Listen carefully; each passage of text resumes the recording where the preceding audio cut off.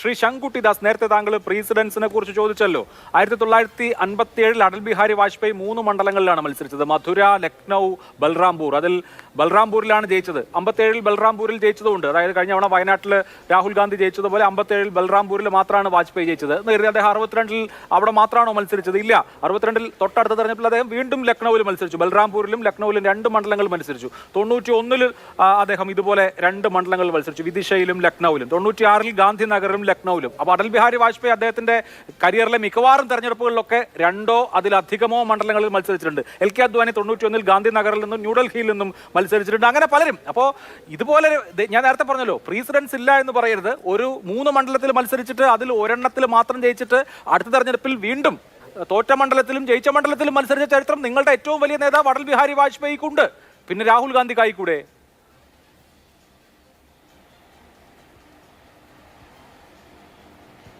നോക്കൂ, രാഹുൽ ഗാന്ധി കഴിഞ്ഞ തവണ വയനാട് മണ്ഡലത്തിൽ വന്ന് മത്സരിക്കാനുണ്ടായിട്ടുള്ള സാഹചര്യം എന്താണെന്നുള്ളതായിരുന്നു ഞാൻ ഉന്നയിച്ച പ്രശ്നം. അതായത് കഴിഞ്ഞ തവണ അമേഠി മണ്ഡലം പരമ്പരാഗതമായി കോൺഗ്രസ് കൈവശം വെച്ചിരിക്കുന്ന മണ്ഡലമാണ്. അത് സഞ്ജയ് ഗാന്ധി ആവട്ടെ, ഇന്ദിരാഗാന്ധി ആവട്ടെ, രാജീവ് ഗാന്ധി ആവട്ടെ, സോണിയാഗാന്ധി ആവട്ടെ. സോണിയാഗാന്ധി 2004 രാഹുൽ ഗാന്ധിക്ക് മത്സരിക്കാൻ വേണ്ടി മാറിക്കൊടുക്കുന്ന മണ്ഡലമാണ്. അതുവരെ സോണിയാഗാന്ധി കൈവശം വെച്ചിരുന്ന മണ്ഡലം. 2019 വരെ രാഹുൽ ഗാന്ധി കൈവശം വെച്ചിരുന്ന മണ്ഡലം. അത്തവണ തനിക്ക് ജയിക്കാൻ സാധിക്കില്ലെന്നൊരു ഫീലിംഗ് അവിടെ ഉണ്ടായപ്പോൾ ഉത്തർപ്രദേശിലെ നില അത്രയും മോശമായിരുന്നു. ആ സാഹചര്യത്തിൽ അദ്ദേഹം വയനാട് ഒരു സേഫ് സീറ്റ് എന്നുള്ള രീതിയിൽ സ്വീകരിച്ചു. അമേഠിയിൽ മത്സരിച്ചുകൊണ്ട് അദ്ദേഹം 5 കൊല്ലം വയനാട്ടിലെ MP ആയി തുടർന്നു. ഇത്തവണ താൻ വയനാട്ടിൽ മാത്രമേ മത്സരിക്കുന്നുള്ളൂ എന്ന പ്രതീതി ജനിപ്പിച്ചുകൊണ്ട് വയനാട്ടിൽ മത്സരിച്ചു. അദ്ദേഹം വയനാട് എൻ്റെ കുടുംബമാണ്, ഞാൻ ഇവിടെ വീട് വെച്ച് താമസിക്കാൻ പോകുന്നു, എൻ്റെ അമ്മയെ കൂടി ഞാൻ ഇങ്ങോട്ട് കൊണ്ടുവരാൻ പോവുകയാണ്, വയനാട്ടിലെ ജനങ്ങളോട് എനിക്ക് വളരെ വൈകാരികമായിട്ടുള്ള ബന്ധമുണ്ട്. അദ്ദേഹം UP തെരഞ്ഞെടുപ്പിലേക്ക് നാമനിർദ്ദേശ പത്രിക കൊടുക്കുന്നില്ല. അങ്ങനെ വയനാടാണ് തൻ്റെ മണ്ഡലം എന്ന പ്രതീതി ജനിപ്പിച്ചുകൊണ്ട് ആ സേഫ് സീറ്റ് നിലനിർത്തുകയും അതിനുശേഷം കേരളത്തിലെ തെരഞ്ഞെടുപ്പ് അവസാനിച്ചതിന് ശേഷം പത്രിക സമർപ്പിക്കുന്നതിൻ്റെ അന്ന് രാവിലെ ഹെലികോപ്റ്ററിൽ ചെന്നിട്ട് അവിടെ പോയിട്ട് പത്രിക സമർപ്പിക്കുകയും ചെയ്തു. ഇത് വയനാട്ടിലെ ജനങ്ങളോട് ചെയ്തിട്ടുള്ള വഞ്ചനയാണെന്നുള്ളതാണ് പ്രശ്നം. 2 സീറ്റിലും 3 സീറ്റിലും മുന്നേ എനിക്ക് തോന്നുന്നു 84 വരെയോ മറ്റോ 3 സീറ്റുകളിൽ മത്സരിക്കാൻ സാധിക്കുമായിരുന്നു. അതിനുശേഷമാണ് ഈ പറയുന്ന അമെൻമെന്റ് വന്നത്, റെപ്രസെന്റേഷൻ ഓഫ് പീപ്പിൾസ് ആക്ടിൽ അമെൻമെന്റ് വന്ന് ഇപ്പോൾ 2 മണ്ഡലങ്ങളെ മത്സരിക്കാൻ സാധിക്കുള്ളൂ. അതിനു മുമ്പ് പല രാഷ്ട്രീയ നേതാക്കന്മാരും 3 മണ്ഡലങ്ങളിലും 2 മണ്ഡലങ്ങളിലും ഒക്കെ മത്സരിച്ചിട്ടുണ്ട്. ഇത് പുതിയ കാര്യമാണെന്നല്ല ഞാൻ പറഞ്ഞത്. പക്ഷേ ഇത്തരം ഒരു അനുഭവം ആദ്യമായിട്ടാണ്.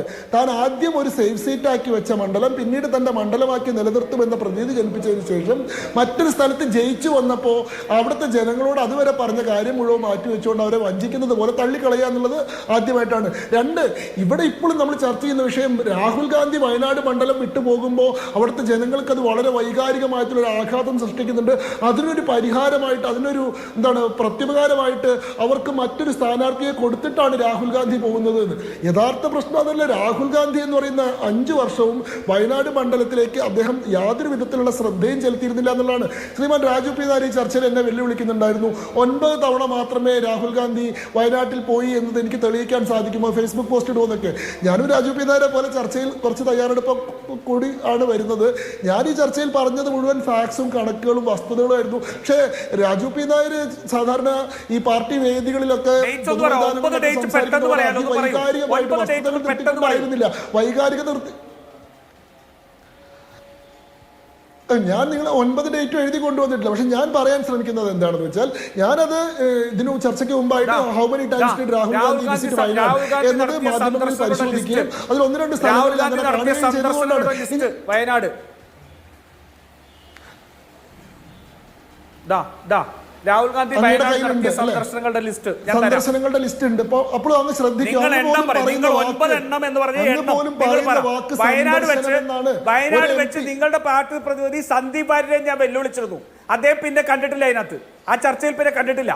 ഈ ചർച്ച ഞാൻ എൻ്റെ ലിസ്റ്റ് തരാം.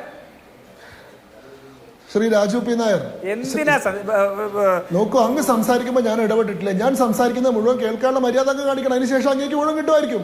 അപ്പൊ അങ്ങ് പറഞ്ഞോളൂ. ഞാൻ പറഞ്ഞത് രാഹുൽ ഗാന്ധി 9 വട്ടമാണ് വയനാട് സന്ദർശിച്ചത്.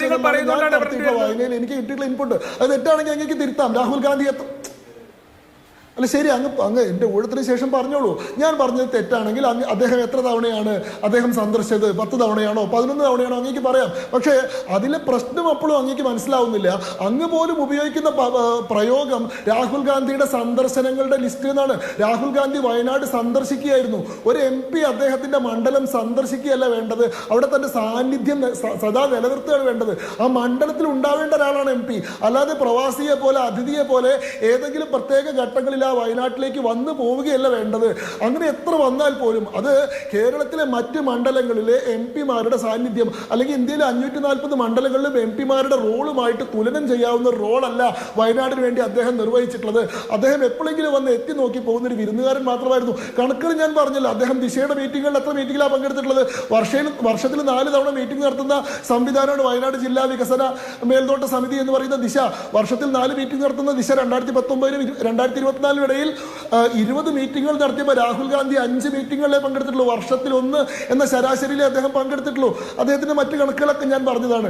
ഇതൊക്കെ എന്തിന്റെ അടിസ്ഥാനത്തിലാണ് പറയുന്നതെന്ന് വെച്ചാൽ, രാഹുൽ ഗാന്ധിയെ വയനാട്ടിലെ ജനങ്ങൾ വിജയിപ്പിച്ച് വിട്ടതിന്റെ യാതൊരു ആനുകൂല്യവും രാഹുൽ ഗാന്ധിയിൽ നിന്ന് അവർക്ക് കിട്ടിയിട്ടില്ല. അതുകൊണ്ട് രാഹുൽ ഗാന്ധിയുടെ സാന്നിധ്യം മണ്ഡലത്തിൽ എങ്ങനെയെങ്കിലും നിലനിർത്തുക എന്ന് പറയുന്നത് നിങ്ങൾ ജനങ്ങളോട് ചെയ്തൊരു സേവനമാണെന്ന് ദയവായിട്ട് നിങ്ങൾ വിചാരിക്കരുത്. അത് നിങ്ങളുടെ മാത്രം ഒരു ദുരഭിമാനമാണ്. രാഹുൽ ഗാന്ധിയുടെ രാജകീയ സാന്നിധ്യം വയനാട് മണ്ഡലത്തിലെ ജനങ്ങൾ ഇതാ ആഗ്രഹിച്ചുകൊണ്ടിരിക്കുകയാണെന്നുള്ളത് നിങ്ങളുടെ ദുരഭിമാനത്തിൽ നിന്ന് നിങ്ങൾക്ക് തോന്നുന്ന ഒരു ഫീലിംഗ് ഓഫ് എൻറ്റൈറ്റിൽമെന്റ് ആണ്. വയനാട്ടിലെ സാധാരണക്കാരന്റെ ആവശ്യം രാഹുൽ ഗാന്ധിയോ അദ്ദേഹം ഇല്ലെങ്കിൽ അദ്ദേഹത്തിന്റെ സഹോദരിയോ അദ്ദേഹത്തിന്റെ കുടുംബ ബന്ധമുള്ള മറ്റാരെങ്കിലോ അല്ലെങ്കിൽ അദ്ദേഹത്തിന്റെ ഗന്ധം പേറുന്ന ആരെങ്കിലുമോ വയനാട് മണ്ഡലത്തിൽ സദാ നിലനിന്ന് ഞങ്ങളെ അനുഗ്രഹിക്കണം എന്നുള്ളതല്ല.